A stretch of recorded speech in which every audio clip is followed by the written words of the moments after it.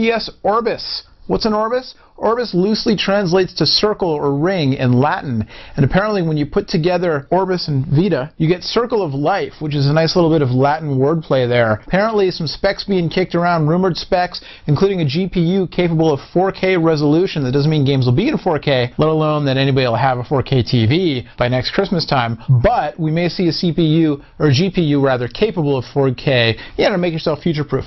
Also, most likely, no PS3 game title compatibility and no support for used games, which is a bummer, but that's how the industry is going. Well, we spoke of GPUs. It's kind of a transition. Speaking of next-generation hardware, Intel looks like they're finally set to unveil their next generation of processors, codenamed Ivy Bridge. But there have been rumors about delays until June, but then not delays, not delays. Well, the latest this week is that the delays will be over next month. April 22nd could see the first unveiling of Ivy Bridge CPUs, with a formal announcement possibly set for the 29th, so I don't know, some trickling out the week of the 22nd, and then the 29th, kind of a big press unveiling. But we may not see the money shot, so to speak, the mobile chipsets that lots of people, including Apple enthusiasts, are waiting for to make their way into next-generation laptops like the MacBook Pros, which are overdue for a refresh. We may not see those mobile chips until June, the beginning of June. Our own esteemed editor-in-chief, Sean P. Awney, has a rundown over on the site of the latest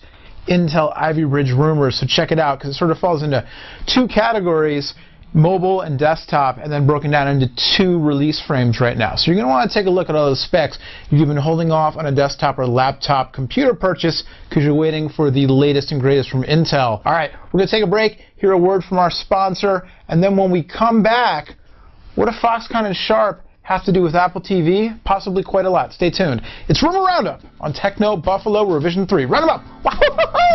You know, Netflix streams TV shows and movies directly to your home, saving you time, money, and hassle. As a Netflix Unlimited member, you can instantly enjoy TV episodes and movies streaming directly to your PC, Mac, or to your TV via an Xbox 360, PS3, or Nintendo Wii gaming console. You can watch as many movies as you want, anytime you want, and cancel at any time. For a limited time, you can get a free 30-day trial membership, which is a great way to get a taste of all that Netflix offers. And believe me, it's a ton. I'm a member. We watch it in the living room on an LG Blu-ray player, and then watch it in the bedroom on the Apple TV. Can't get enough. Right now, we're watching Parks and Rec. On to Season 3, Parks and Recreation, the NBC show. It's good stuff. For a limited time, you can get a free 30-day trial membership to Netflix. Just go to netflix.com/buffalo. That's www.netflix.com/buffalo to get your free 30-day trial. But wait, there's more. Netflix is now available in the UK and Ireland as well. For our friends over there in the UK and Ireland, you can get your Netflix on too. Just go to netflix.co.uk/buffalo or netflix.ie/buffalo to get your free 30-day trial. Bloomberg Businessweek reported earlier this week that the Hon Hai Group, who's a group out of Taiwan that owns Foxconn in addition to some other companies, is reportedly gearing up to make a $1.6 billion investment in Sharp. Now, why would Foxconn want to sink all that money into Sharp, especially at a time when analysts are predicting a fall off in flat panel TV sales over the course of 2012? Two words. Apple T... Oh, wait, that's three words. Three words. Apple TV. It could be that Hon Hai is making this investment specifically to bolster Foxconn's capacity to build large format flat panels suitable for HDTVs. We're talking, up to 55, 60 inches, that kind of thing.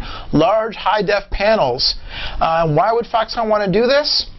Perhaps to make their biggest customer happy.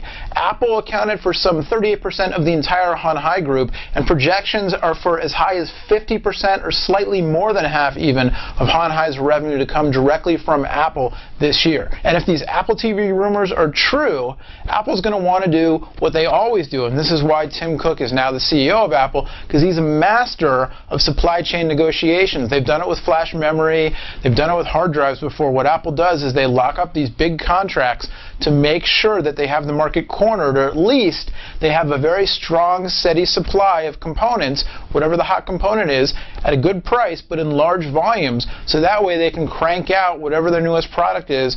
Way back when it was the iPod, and then the iPhone, and then iPad. If Apple TV is next, it makes sense that Apple's going to want to get a big, steady supply of large, high-quality HDTV panels to put into this product, so that if the rest of the market tanks, if other production facilities ramp down, if there's a shortage of high-quality panels, whatever it is, Apple's got their supply chain all in order.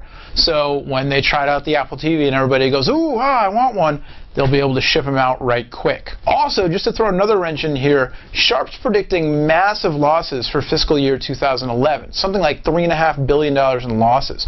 So why would Hon Hai want to pump all this money into a company that's losing money hand over foot on TVs? Again, it all seems to kind of point to one thing. What did I say it was? 3 words? Apple TV. But hey, it's just a rumor. We'll have to see what happens.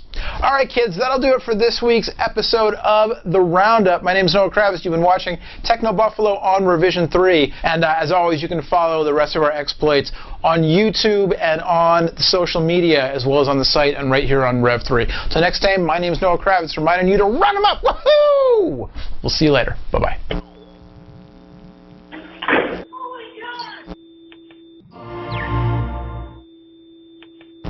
This episode of Techno Buffalo is brought to you by SpyMix. SpyMix, 3 guys, 1 chord, no songs. SpyMix.com.